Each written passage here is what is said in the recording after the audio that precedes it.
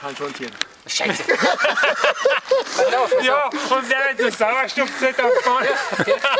Ich will das festhalten, gell? Der Leni hat oben am Vorfäller gehabt. Was haben wir gemacht? Mädchen, magst du Mund-zu-Mund-Beatmung? Ich halte das nur mal fest. Der Leni hat einen Vorfäller gehabt oben und die zwei Kollegen lassen sich das nicht nehmen.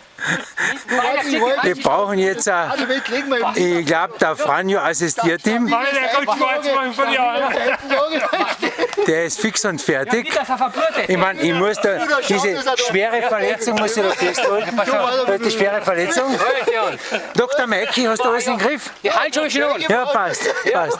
Aber ich finde die Mutbinden nicht. Schwester Franjo, Pflaster habe ich, Pflaster. Soll ich zudecken auch noch? Hab ich auch noch was. Ja, hallo, die wird kalt. Ich spuck da auf, wenn das Reckhammer geht. also Sie merken schon diese Hektik. In einem OP-Raum geht es eigentlich wesentlich ruhiger zu. Ich muss das jetzt festhalten. Jetzt ist gerade die Operation, ich glaube, Kreuzstich haben sie gemacht bei ihm und jetzt Aber jetzt wird da oben Mund-zu-Mund-Beatmung. Hör mal auf. Die OP-Schwester Franjo versucht ihr Möglichstes. Warte noch einmal, das haltet nicht. Du, es haltet nicht. Haltet nicht. Ich kann kein Blut sehen. Man merkt, der OP-Raum ist relativ steril gehalten da herinnen.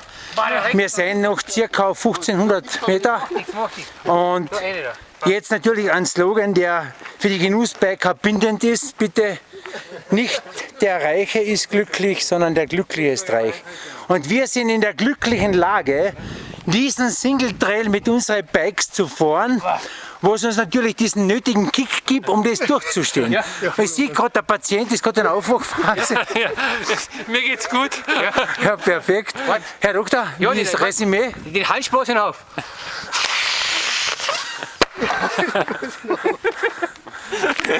OP-Schwester Franjo.